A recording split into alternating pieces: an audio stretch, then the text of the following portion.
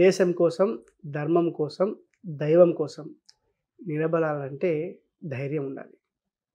ధైర్యం అంటే ఏంటి? ధైర్యం అంటే మనం అనుకునే ధైర్యం కాదు. ధైర్యము అంటే ధీరత్వము. ధీ అంటే జ్ఞానము, రా అంటే రమించటం, అంటే ఆనందపడటం. జ్ఞానమునందు రమించగలిగే శక్తి మనకు ఉండటం ధైర్యం. ఇలాంటి స్థితి మనకు కలిగినప్పుడే ధైర్యంగా మనం పోరాడగలుగుతాం. ఒక సిపాయికి తెలియదండి, తను ప్రాణం దేశం కోసం పరంగా పెడుతున్నాడు, తనకంటూ ఒక బాధ్యత ఉంది, ఇంటి వెనకాల నా ఫ్యామిలీ నాకు ఇంపార్టెంట్ అని తెలీదా?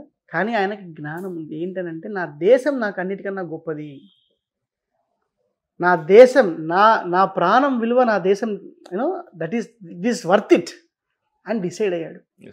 ఇప్పుడు ఇలాంటి వాళ్ళు ఉన్నారు. మనం అసలు ఆ పేర్లు కూడా ఉచ్చరించడం కూడా అవసరం లేదు. మనం దేశానికి ఏదో సేవ చేస్తున్నామని చెప్తూ ఈ భ్రష్టు పట్టించే మాటలు మాట్లాడుతూ ఉంటారనమాట. వాళ్ళు నా దృష్టిలో ఎలాంటి వారంటే పడవ నడపటం రాకుండా సముద్రంలోకి పడవేసుకొని వెళ్ళేవాళ్ళు అనమాట. ఒక మంచి కలర్ఫుల్ బోట్ వేసుకునేసి ఇలా 2 కట్టెలు తీసుకొని ఇలా తిప్పుతూ ఉంటారు. చూసే వాళ్ళకి ఏమనిపిస్తుంది, అరే అన్ని బోట్ల కన్నా ఇది కలర్ఫుల్గా ఉంది కదా అని చెప్పి దాంట్లో ఎక్కుతారనమాట. పడవ నడపడం వచ్చిన వాడు ఏం చేస్తాడు, ఆ ఆటుపోట్లని ఇలా తప్పించుకుంటూ స్మూత్గా తీసుకెళ్తూ ఉంటాడు.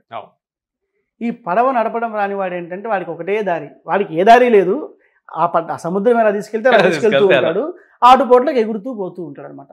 ఆడితో పోయిన వాళ్ళందరూ ఎలా ఉంటారు అని అంటే ఇదేదో బంపీ రైడ్లో ఉంది, బాగా అమ్యూజింగ్గా ఉంది, అద్భుతంగా ఉంది అని అనుకుంటారు. కానీ అక్కడ జరుగుతున్నది ఏంటంటే వాళ్ళు మునిగిపోయేదానికి దగ్గరగా వెళ్తున్నారు. సో అలాంటి వాళ్ళు నా దృష్టిలో ఏంటంటే వాళ్ళు మునుగుతారు, అందరినీ ముంచుతారు. ఇలాంటి వాళ్ళు మనకు చరిత్రలో లేరా? బోల్డ్ మంది ఉన్నారు. ఎప్పటి నుంచైనా తీసుకోండి, హిరణ్యకశిపుడు, హిరణ్యాక్షుడు, రావణాసురుడు, కుంభకర్ణుడు, బకాసురుడు, ఇలా ఎంతమంది లేరండి, అందరూ ఉన్నారు. ఒక ఎగ్జాంపుల్ తీసుకుందాం, రావణాసురుడు ఎగ్జాంపుల్ తీసుకుందాం. రావణాసురుడు కూడా తను నమ్మిన సిద్ధాంతం గొప్పదనే విశ్వసించాడు. తనకి జ్ఞానం ఉంది, తపస్సు చేశాడు, గొప్ప మహా తపస్శాలి. ఆ తపస్సునంతా దేనికి ఉపయోగించాడు? ఇప్పుడు మాట్లాడుతున్న వాళ్ళు కూడా ఎంతో డబ్బులు సంపాదించిన వాళ్ళే, పదవులు కూడగట్టుకున్న వాళ్ళే, ఇన్ఫ్లుయెన్షియల్ పొజిషన్లో ఉన్నవారే. అది దేనికి ఉపయోగిస్తున్నావు నువ్వు? ప్రజలని సరైన మార్గంలో నడిపించడానికి ఉపయోగిస్తున్నావా, లేక నువ్వు తప్పుదారి పట్టి వాళ్ళని తప్పుదారి పట్టే ప్రయత్నం చేస్తున్నావా? రావణాసుడి విషయంలో ఏం జరిగింది? ఆయన తపస్సును మొత్తం, ఆయన శక్తిని మొత్తం ఋషులను హింసించడానికి, స్త్రీలను బలాత్కరించడానికి.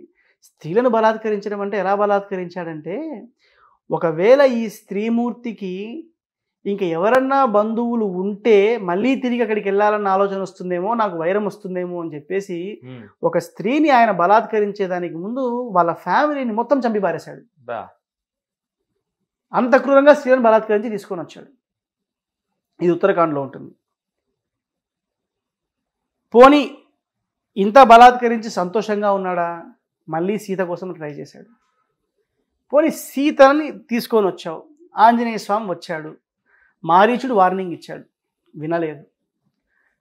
జటాయు వార్నింగ్ ఇచ్చాడు, వినలేదు. వాళ్ళ మంత్రులు కొందరు వార్నింగ్ ఇచ్చారు, వినలేదు.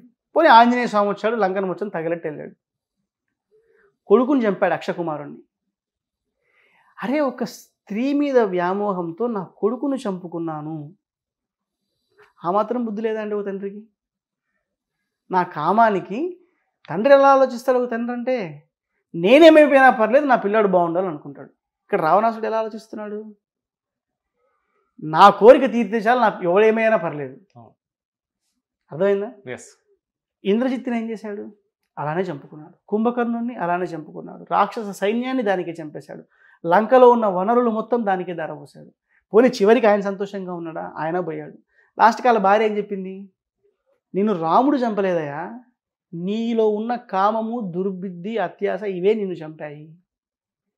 ఏం బతికావు నువ్వు అని భార్యలతో తిట్టించుకున్నాడు చచ్చిపోయిన తర్వాత. ఏం బతుకది? అవునా కదా? సో ఇదంతా ఏంటి? సనాతన ధర్మానికి విరుద్ధంగా ప్రవర్తించడమే. రిఫ్లెక్షన్ ఛానల్ మానిటైజేషన్ తీసివేయడం జరిగింది, అది మీ అందరికీ తెలుసు. బెట్టింగ్ యాప్స్ ప్రమోట్ చేస్తే ఒక్కో వీడియోకి లక్షల్లో డబ్బులు ఇస్తామని చెప్పినా కూడా ఏ రోజు మనం వాటి జోలికి పోలేదు. చివరికి శాటిలైట్ ఛానళ్లు కూడా సాహసం చేయలేని విధంగా అతిరథ మహారథులతో సనాతన క్షాత్రం అని 2 కాంక్లేవ్స్ చేసుకున్నాం. పాత బస్తీలోని దేవాలయాల్లో యజ్ఞాలు నిర్వహించినాం. ఫోన్లు చేసి చంపుతాము అని బెదిరించిన వాళ్ళు ఉన్నారు. ఇప్పుడు మీ అవసరం మాకు ఎంతో ఉంది. ఈ ఛానల్ని కాపాడుకోవాల్సిన బాధ్యత మీకు ఉంది అనుకుంటే మాత్రమే మీరు మాకు సహాయం చేయర్రి. మీ దగ్గర నుంచి నేను సహాయం కోరుకుంటున్నా.